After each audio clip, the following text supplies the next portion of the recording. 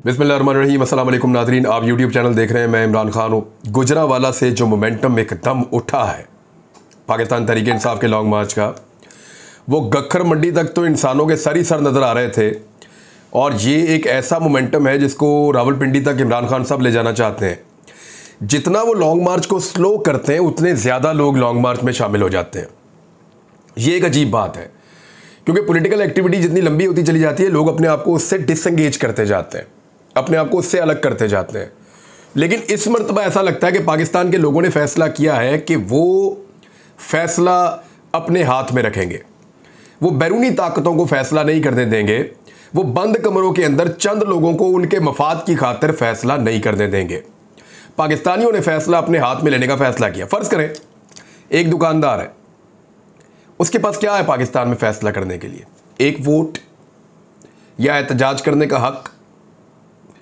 एक बैंक का मुलाजिम है, एक छोटा मोटा कारोबारी आदमी है, एक छाबड़ी वाला है, एक मुलाजिम पेशा आदमी है, एक मजदूर है, एक किसान है, एक तालिब इल्म है, एक घर में रहने वाली खातून है, एक बाहर काम करने वाली खातून, कोई भी।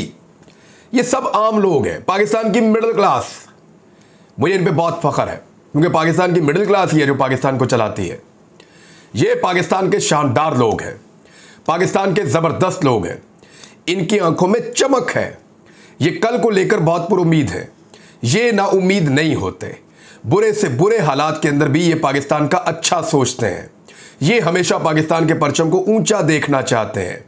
ये सब इकट्ठे हो रहे हैं, ये सब शामिल हो रहे हैं। ये सब चाहते हैं कि हमारे फैसले हम करें। ये सब चाहते हैं कि हमारे फैसले कोई बाहर से बैठकर ना करे।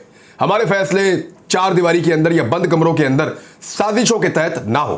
हम वोट डालेंगे, हम वोट गिनेंगे, हम हुकूमत बनाएंगे, हम हुकूमत गिराएंगे, हम पाकिस्तान पर रूल करेंगे।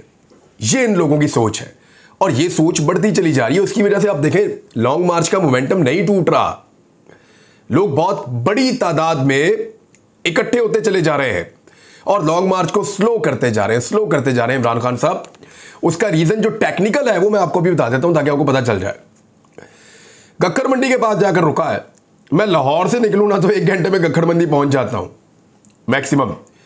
और अगर मुझे हाफिज शाहिद मुनीर के पास चाय पीनी पड़ जाए, हमारा ब्यूरो चीफ है, ब्यूरो चीफ, मैं किसी भी चैनल में हूं, मेरा ब्यूरो चीफ जो है वो गुजरांवाला का हाफिज शाहिद मुनीर ही होते हैं और एक बड़ा प्यार है उनके साथ।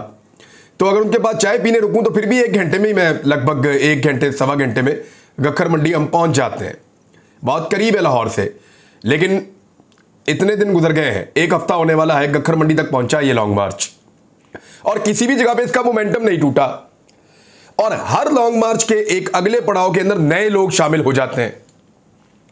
यानी जो लोग हमने एमनाबाद में देखे वो यहां पे नहीं थे, जो कामोगी में देखे वो एमनाबाद में नहीं थे, जो लोग काला शकाकू में देखे वो कामोगी में नहीं थे, जो लोग शादरे में देखे वो काला शकाकू में नहीं थे, और जो लोग लाहौर में देखे वो शादरे तक ही गए थे। तो इसी तरह कल जो लोग हमने परसों एमनाबाद में देखे वो गुजरांवाला में नहीं थे, और जो गुजरांवाला में इकट्ठे हुए वो गक्खर मंडी में नहीं थे। गक्खर मंडी की टोटल आबादी जो है वो लगभग, एक ट्वीट किया हुआ था हमाद हजरत ने गालिबन, 60,000 आबादी का गक्खर है। अब ये जो गक्खर है, यहां पे जो लोग खड़े हुए, ऐसा लगता है पूरा शहर ही बाहर आ गया। और मनाजिर में कुछ बड़ी अजीब चीजें हैं जो मैं आपके साथ शेयर करना चाहता हूं। तो नाज़रीन, इमरान खान साहब ने कुछ बड़े सवालात भी उठाए हैं। अब ये काफिला आगे बढ़ेगा और जाएगा सियालकोट में, वहां को टच करेगा, फिर वापस आएगा। तो ये बड़ी शानदार एक पॉलिटिकल एक्टिविटी चल रही है। अभी वजीराबाद पड़ा है। वजीराबाद एक बहुत बड़ा शहर है, बहुत बड़ी तादाद में वहां पे अब पाकिस्तान तहरीक इंसाफ के लोग मौजूद हैं। और ऐसा लगता है कि गुजरांवाला, गक्खर, सियालकोट ये हुआ करता था PMLN का, ये भी उनसे छीन लिया इमरान खान साहब ने। अब इलेक्शन से मजीद भागने की कोशिश करेंगे वो सारे। इमरान खान साहब, इसको अब 11 नवंबर तक की अनाउंसमेंट हुई है। फवाद चौधरी साहब कहते हैं कि थका थका के इनको भगा भगा के मारेंगे। एक पॉलिटिकल जुमला है, वो प्रैक्टिकली नहीं मार रहा कोई किसी को, ये पॉलिटिक्स हो रही है। और थकाने और भगाने का मकसद क्या है, इसको जरा तकनीकी लिहाज से आप समझ लीजिए। इस्लामाबाद ने रावलपिंडी के हवाले से एक बड़ा फैसला करना है। साफ बात बोले तो एक आर्मी चीफ की तैनाती है जो शहबाज शरीफ साहब ने करनी है। इमरान खान साहब एक मखसूस वक्त तक, जब तक के कुछ आम फैसले नहीं हो जाते, तब तक नहीं चाहते कि उनका लॉन्ग मार्च हिट करे जाकर उस तारीख से पहले रावलपिंडी को। समझ आ रही है आपको? इमरान खान साहब जिनको पॉलिटिक्स नहीं आती, इन सब के मुताबिक उनको इन्होंने धोखा दिया। उनको पहले इंफॉर्मेशन कुछ और थी और वो लॉन्ग मार्च लेकर निकले, फिर उसको उन्होंने आगे कर दिया, डिले कर दिया। जैसे कि शहबाज शरीफ साहब का स्टेटमेंट है, मैं आपको पढ़ के सुना देता हूं। अभी इस बात का कोई फैसला नहीं हुआ कि कौन आर्मी चीफ बनेगा शहबाज शरीफ। उन्होंने कहा कि फौज में आला तरीन तकर्रियों के मामले में किसी जल्दबाजी में नहीं और फैसला मुनासिब वक्त पर किया जाएगा। मुनासिब वक्त बिल्कुल करीब है, आने वाला है। इमरान खान साहब इसको 11 तारीख तक ले जाने की बजाय अगर चाहे तो इस लॉन्ग मार्च को 11 के बजाय 21 तारीख तक या 25 तारीख तक भी ले जा सकते हैं। इसको मजीद लंबा करते चले जाएंगे। लोग उनको रिस्पॉन्ड कर रहे हैं। हर दिन एक नया शहर, हर दिन एक नया कस्बा, और वहां पे स्लो स्लो चलता हुआ लॉन्ग मार्च, 8 घंटे का लॉन्ग मार्च होता है और 8 घंटे के बाद लॉन्ग मार्च का इख्तिताम हो जाता है और लोग भी तब्दील हो जाते हैं। अब जब लोग तब्दील हो जाते हैं तो नए और ताजा दम लोग आ जाते हैं। तो इन सारे लोगों ने रावलपिंडी पहुंचना है। जरा सोचे, सोचकर आपको आइडिया हो जाएगा कि पाकिस्तान की तारीख में इतनी बड़ी पॉलिटिकल एक्टिविटी आज तक नहीं हुई। इमरान खान साहब लोगों को जोड़ते चले जा रहे हैं, जोड़ते चले जा रहे हैं और फिर उनको रेस्ट देते चले जा रहे हैं। वो 70 साल की उम्र में अकेले चल रहे हैं और वो पहुंचना चाहते हैं रावलपिंडी, और पीछे वो अपने एक बहुत बड़े हुजूम को छोड़ते जा रहे हैं जिनको उन्होंने रावलपिंडी पहुंचकर कॉल देनी है कि आ जाओ, मैं पहुंच गया हूं रावलपिंडी, अब आ जाओ। तो फिर ये सारे लोग निकलेंगे मोटरसाइकिलों पे, गाड़ियों पे, वैगनों पे, बसों पे। इवन इमरान खान ने कहा कि जो लोग करीब रहते हैं और नहीं आ सकते, जिनके पास सवारी नहीं है, वो इकट्ठे हो जाएं, ग्रुप्स बनाएं और पैदल इस्लामाबाद की तरफ चल पड़े। तो ऐसे काफिले भी होंगे जो पैदल इस्लामाबाद की जानिब जाएंगे। तो ये बात याद रखिएगा कि इमरान खान साहब का लॉन्ग मार्च पाकिस्तान की तारीख का एक अजीब नौयत का लॉन्ग मार्च है जो इससे पहले नहीं हुआ। अब इमरान खान साहब ने उसमें कुछ सवाल उठा दिए हैं, खास तौर पे पाकिस्तान की एस्टेब्लिशमेंट को लेकर सवाल उठाए। जो मेन चीज है वो तो उन्होंने ये कही कि कौन सी चीज है जो आपको इलेक्शन करवाने से रोक रही है। गैर सियासी होने का फैसला कर लिया है, तो यानी एस्टेब्लिशमेंट को ये कह रहे हैं कि अगर आपने गैर सियासी होने का फैसला कर लिया है तो कौन सी चीज इलेक्शन करवाने से रोक रही है। वैसे मुल्क तो ऐसे नहीं चल सकता, अनफॉर्चुनेटली। लोगों को मौजूदा हुकूमत पे एतमाद ही नहीं है, लोग पैसा नहीं निकाल ले, मनी सर्कुलेशन रुकी हुई है, बिजनेस पाकिस्तान में बिल्कुल डेड हो चुका है। ये डॉन की खबर मेरे सामने है। डॉन लिखता है आज के दिन में, मैं हेडलाइन सिर्फ आपको पढ़ के सुना देता हूं, business confidence drops to lowest level in Pakistan. यह सर्वे हुआ है, यानी पाकिस्तान की तारीख में जो कारोबार करने का एतमाद है या बिजनेस का जो कॉन्फिडेंस है वो अपनी तारीख के लोएस्ट लेवल के ऊपर पहुंच गया है, यानी बदतरीन सतह पे पहुंच गया है। ना ऐसा परवेज मुशर्रफ के दौर में हुआ, ना नवाज शरीफ के दौर में हुआ, ना जरदारी के दौर में हुआ, ना पिछले किसी दौर में। कभी पाकिस्तान में ऐसा नहीं हुआ कि इतने लोअर लेवल के ऊपर कारोबार का कॉन्फिडेंस या बिजनेस कॉन्फिडेंस इस लोअर लेवल पे पहुंच गया हो। तो ये सारी चीजें अब हो रही हैं पाकिस्तान में, बदकिस्मती से। तो ऐसे तो मुल्क नहीं चल सकता। अगर मुल्क चलाना है तो फिर लोगों को कॉन्फिडेंस देना पड़ेगा, कॉन्फिडेंस देना है तो लोगों को वोट का हक देना पड़ेगा, लोग वोट डालेंगे, ऑटोमेटिकली कॉन्फिडेंस आ जाएगा। इमरान खान साहब ने पूछे हैं जी सवालात के 6 सवाल हैं जो मैं एस्टेब्लिशमेंट से पूछना चाहता हूं। ये 6 के 6 बड़े अहम सवाल हैं और ये सवाल वो हैं जो हम सबके दिमागों में भी हैं। पहला सवाल ये है कि जब डोनाल्ड लू ने पाकिस्तानी सफीर को धमकी दी और वो किसको पैगाम दे रहा था उस वक्त, वजीर आजम तो मैं था। यानी डोनाल्ड लू की जो धमकी थी, एक्चुअली तो पैगाम पाकिस्तान के वजीर आजम को आता है ना। तो डोनाल्ड लू किसको ये कह रहा था कि अगर इमरान खान की हुकूमत गिरा दी तो ठीक है, हम ताल्लुकात बना लेंगे, और अगर इमरान खान की हुकूमत ना गिराई तो फिर तुम्हें नताइज भुगतने पड़ेंगे। ये किसके लिए था पैगाम? इमरान खान तो वजीर आजम पाकिस्तान थे, पैगाम किसको दिया गया था? पहला सवाल इमरान खान साहब का यह है। दूसरा सवाल, अरशद शरीफ शहीद को कौन धमकियां दे रहा था और किसने उसको बाहर जाने पर मजबूर किया? वो कौन था जो अरशद शरीफ का मुंह बंद करना चाहता था? अहम तरीन सवाल है, हम सबको इसका जवाब पता है, बुला लें बता देंगे। तीसरा सवाल, कौन है जो सहाफियों का मुंह बंद करना चाहता है और कौन है जो आजादी इज़हार राय से खौफजदा है? 4 सहाफी मुल्क से बाहर जा चुके हैं। अरशद भाई भी बाहर से ही शहीद होकर पाकिस्तान वापस पहुंचे हैं। अब सहाफियों को कौन दबा रहा है सबको पता है, कहां से टेलीफोन आते हैं सबको पता है, कौन न्यूज चैनल्स को कंट्रोल करता है सबको पता है, न्यूज चैनल किस तरीके से कंट्रोल हो रहे हैं सबको पता है, जो कंट्रोल नहीं होता उसको निशाने इबरत कौन बनाता है सबको पता है, किस तरीके से पैमरा को कंट्रोल किया जा रहा है, किस तरीके से केबल ऑपरेटर्स को कंट्रोल किया जा रहा है, किस तरीके से social media.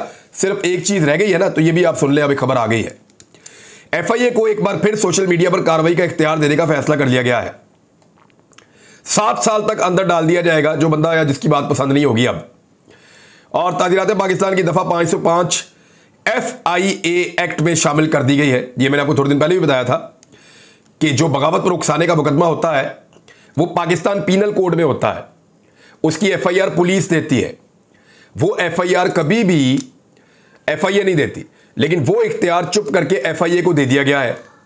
Pakistan penal code में भी मौजूद रहेगा, पुलिस भी कर सकती है, FIA को भी दे दिया गया है ताकि वफाकी हुकूमत मनमानी कर सके। नंबर 1। नंबर 2, सोशल मीडिया के ऊपर मवाद पे किसी सारिफ के खिलाफ कार्रवाई की जा सकेगी और सारिफ को 7 साल तक कैद की सजा दी जा सकेगी।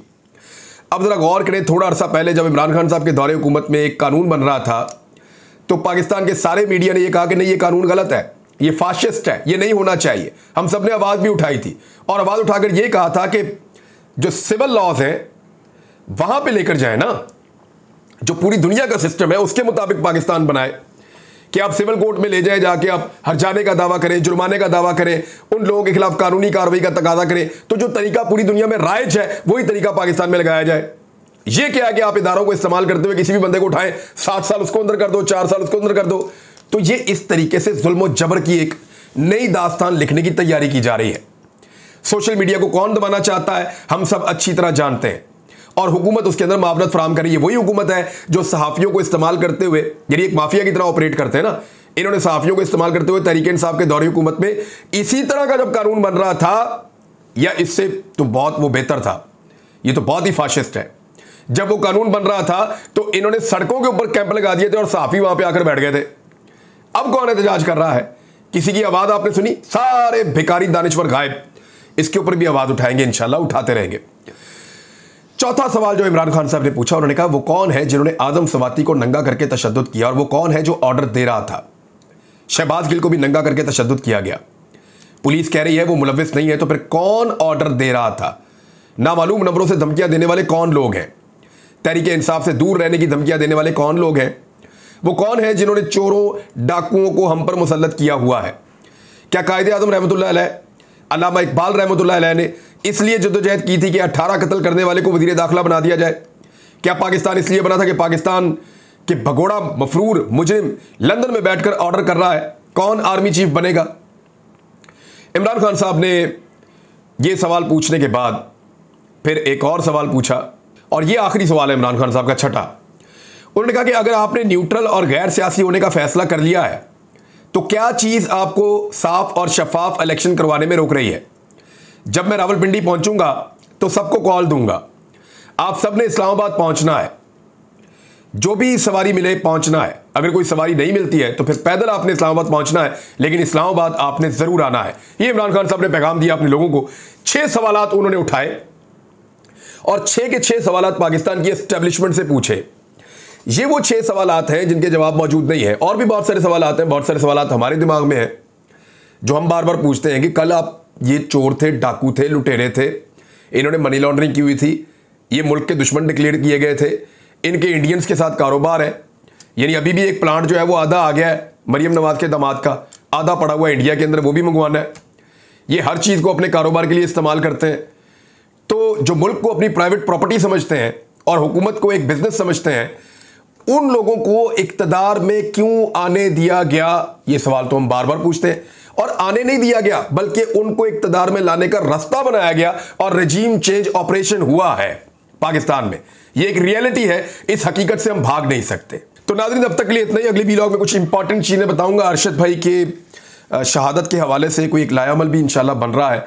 उनकी वालदा ने भी एक लेटर लिखा है, कुछ खतूत मैं भी तैयार कर रहा हूँ। वो ख़त मैं आपको पढ़ के इसलिए सुनाऊँगा ताकि रिकॉर्ड के ऊपर रहे। कुछ चीज़ें हमने सीखी हैं कि अरशद भाई अगर कुछ चीज़ें रिकॉर्ड पर रखते, और मुझे उम्मीद है कि कोई ना कोई वीडियो ऐसी आएगी जिसमें अरशद भाई ने बहुत कुछ बताया होगा, मुझे उम्मीद है। लेकिन अगर कुछ चीज़ें हम रिकॉर्ड के ऊपर रखें तो ज़्यादा बेहतर होता है। अब तक के लिए इतने, अपना ख्याल रखिएगा, अपने चैनल का भी। अल्लाह हाफ़िज़।